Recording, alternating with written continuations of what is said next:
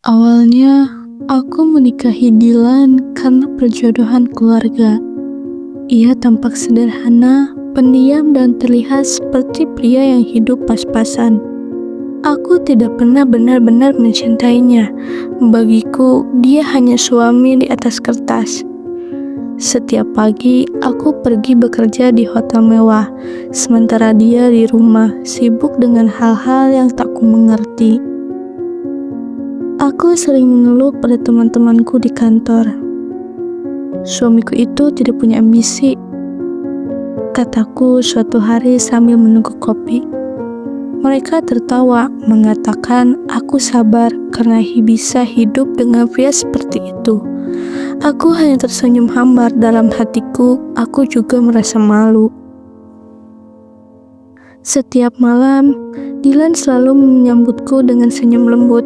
Kadang ia menyiapkan makan malam, kadang hanya menungguku pulang di ruang tamu. Tapi aku terlalu lelah untuk menghargai itu semua. Aku bahkan sering melewatinya tanpa bicara. "Kamu gak capek?" katanya suatu kali. "Aku capek mencintai orang yang tidak menghargai aku," jawabku dingin. Dia tidak membalas, hanya menatapku lama, lalu berkata pelan, "Nanti kamu akan tahu kenapa aku tetap bertahan." Kalimat itu tidak kupahami saat itu, dan aku memilih tak peduli. Beberapa bulan kemudian, hotel di tempatku bekerja mendapat pemilik baru. Seluruh staf di gudang ke acara penyambutan besar-besaran. Kabarnya pemilik baru ini muda, misterius, dan sangat kaya. Semua orang penasaran, termasuk aku. Hari itu, aku berdiri di barisan staf, mengenakan seragam kerja. Ketika pria itu melangkah masuk dengan jas hitam elegan dan senyum tenang, seluruh ruangan langsung terdiam. Dan aku pun ikut terpaku. Wajahnya begitu familiar. Itu Dilan, suamiku?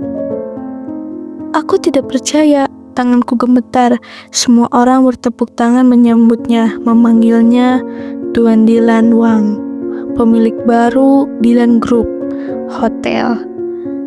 Ia berjalan ke depan, menatapku sekilas dengan tatapan yang tak lagi lembut seperti dulu, hanya tenang, dingin, dan berwibawa. Setelah acara selesai, aku mencoba menemuinya di ruangannya, tapi satpam menahanku.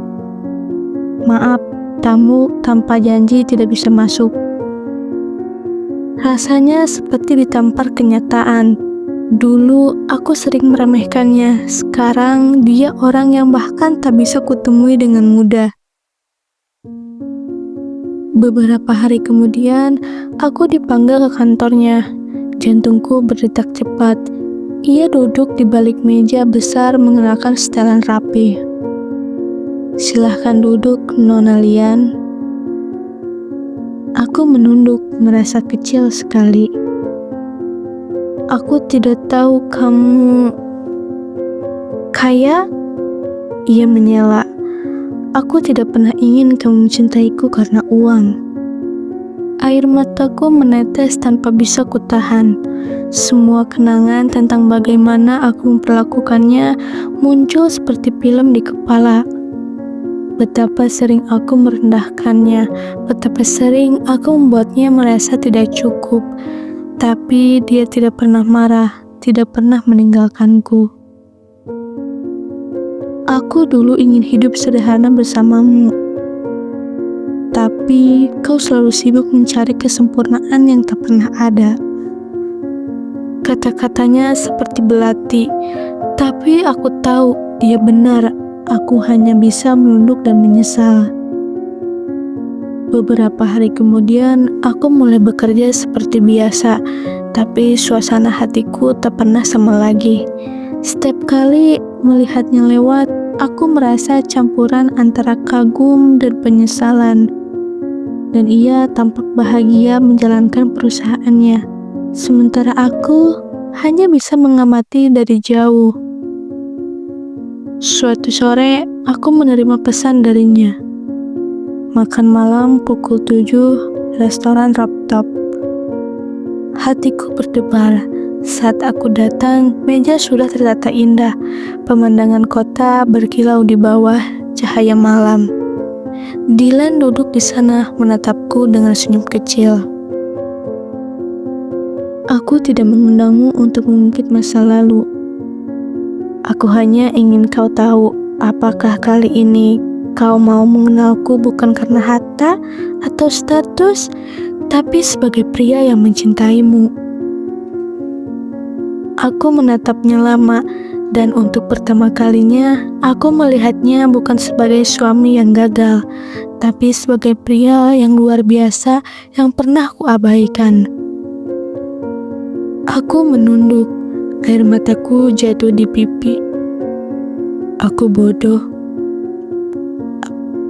Aku butuh waktu lama untuk sadar kalau kamu satu-satunya orang yang benar-benar tulus. Dylan hanya diam, lalu mengulurkan tangan. Kalau begitu, kita mulai lagi dari awal. Aku menggenggam tangannya. Malam itu, di antara cahaya lampu kota dan angin yang lembut, kami memulai babak baru dalam hidup kami. Tanpa kebohongan, tanpa gengsi. Hanya cinta yang akhirnya kutemukan setelah kehilangan hampir segalanya. Beberapa bulan kemudian, aku berdiri di lobi hotel dengan seragam baruku. Bukan lagi sebagai staf biasa, tapi sebagai manajer yang bekerja di bawah suamiku, sekaligus pria yang kini kucintai sepenuh hati. Ia menghampiriku membisikkan, "Sekarang kamu tahu kan siapa yang paling beruntung di dunia ini?" Aku tersenyum sambil menatapnya. "Aku tahu," jawabku lembut. "Aku." Dan untuk pertama kalinya dalam hidupku, aku merasa benar-benar bahagia mencintai pria yang dulu kuanggap tak berguna, yang ternyata selama ini adalah segalanya.